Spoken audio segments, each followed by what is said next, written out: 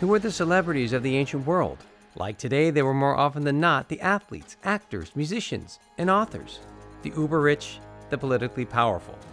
Antiquity is similar to today, with one key exception. The gladiator, actor, and musician were usually slaves, the lowest class of the ancient world. Besides those forced to perform, there were indeed other celebrities, the billionaires, the politically powerful senators, and of course the imperial family. We'll explore their lives and learn how each emperor and empress became so famous that we remember their achievements and what they look like still today.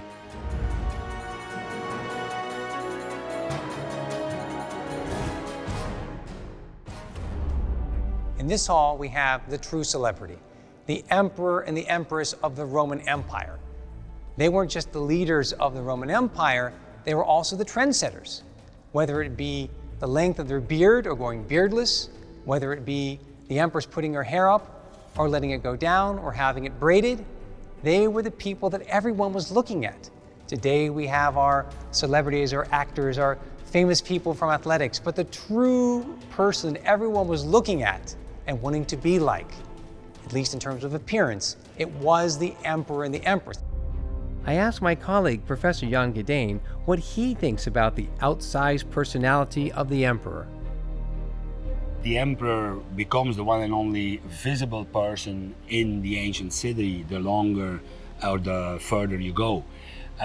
The emperor is the center of all attention. He's the one who controls the urban space. He's the one who commissioned the construction of new spectacular public buildings. But he's also the one who once in a while clears the street from illegal and abusive vendors, barbers, etc., as we hear from the beautiful epigrams by Martial, for instance. Let's take a look at some of the fascinating lives of the Roman emperors, beginning with Hadrian, who was born in Spain. Down the street from the Pantheon, which is a true architectural masterpiece completed by Hadrian, you have Hadrian's Temple, Hadrian the God. Now, he is a true character and a celebrity in his own right because he was a person who was fixated with Greek culture. His nickname was Greekling. He ushered in something in vogue stylistically. Here's a guy that grew a beard, the first emperor to have a beard. Everyone else had been clean shaven. And that trend that he started lasted for a century, affecting subsequent emperors. In his reign, Hadrian also created celebrities, namely his lover Antinous, a slave attendant. After his premature death, Hadrian even deified him. The cult of Antinous took on a life of its own and became very popular. Here he is depicted as the god of wine, Bacchus. The Emperor Marcus Aurelius is quite possibly the quintessential Roman emperor, both intellectual and successful general in war when Rome was threatened. The Column of Marcus Aurelius is one of the stunning engineering feats of the Roman Empire. Today it stands at 130 feet. It was once much higher. And it narrates thousands of figures of the Romans battling and defeating the Germans. So you have the Marcomannic and Sarmatian tribes invade northern Italy, and Rome had to defeat them in the 170s. It was a very brutal affair. So you have narrated all the way up to the top this incredible enterprise, and the Romans don't always have the upper hand. What you see is the horrors of war. You see their women and children, and you really feel the emotion in the battles that Rome won. Let's not forget the importance of the fame and personality of the empress. Here is Plotina, Trajan's wife, who was largely responsible for the ascension of Hadrian as emperor. Here is Matidia, the mother of Sabina, who married Hadrian.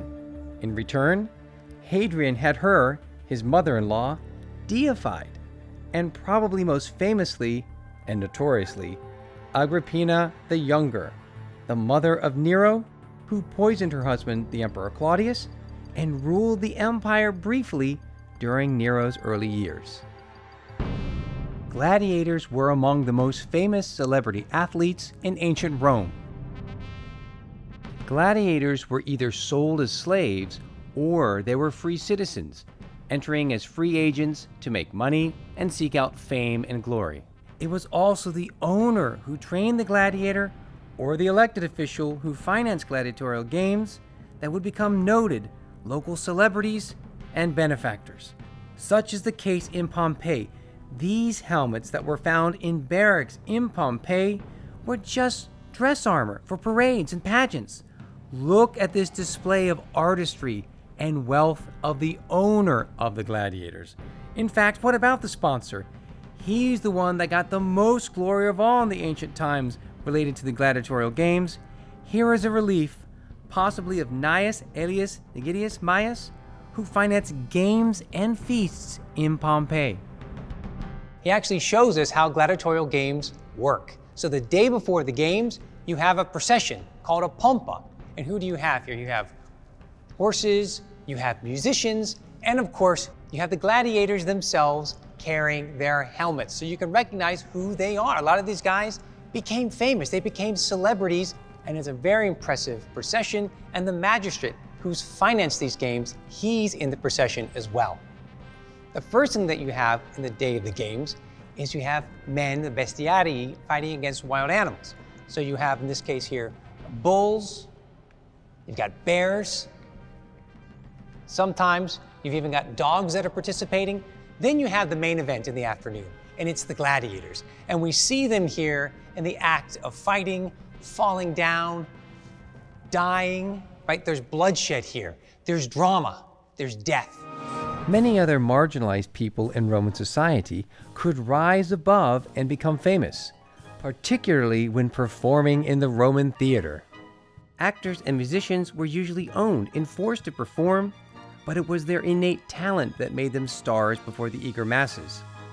Authors and philosophers, leading new trends in thought and lifestyle, could become social powerhouses and the guest of the emperor.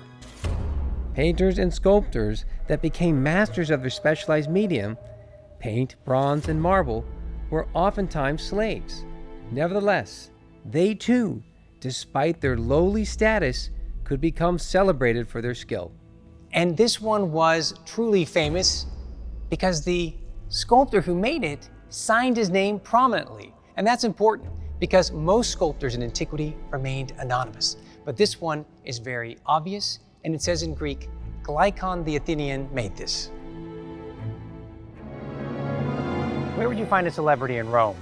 Well, you definitely found them in the entertainment venues. You'd find them in the Stadium, the Colosseum, the Circus Maximus, and of course they had preferred seating. Think about it, they had ringside seats. The more important you were, then the better your position was to view the entertainment, but also to be on display, visible, consumed. It's all about being there and seeing them. You'd see them in the baths, you'd see them on the streets. And they didn't walk alone, they had an entourage. What did fame and fortune imply in the ancient world? It implied popularity, it implied visibility, it implied wealth, and I would say it implied also power on many different levels, because we have many different types of people who became popular in ancient Rome, from actors in the theater to gladiators, to then also emperors and their entire entourage. Let's now take a look at what the elite citizens would do with their fame and their wealth. Look at this incredible collection. You've got bronze statues, you've got marble statues, all came from a single villa overlooking the Bay of Naples, right outside of Herculaneum. This was definitely the villa of somebody important. Some scholars say it was even owned by the father-in-law of Julius Caesar. What we have here is a connoisseur, a collector, who's displaying the busts of famous people from antiquity, philosophers, rulers, kings. And we can't identify all these figures, but we can have a conversation about them, and that's what would happen when you were a guest at this villa. You'd have a conversation about these past figures. It's called the Villa Papyri because it houses the only preserved library from antiquity. Here we have a series of carbonized papyri scrolls, and with AI technology, today they're being virtually unraveled. So who was the celebrity in the ancient world? We've seen just how much an impact the Roman emperors and the imperial family members had, and of course the wealthy, educated elite. There were also people from the lower echelons of society, enslaved people, forced to perform in the arena and on the stage. Sometimes achieving great fame, wealth, and even their freedom.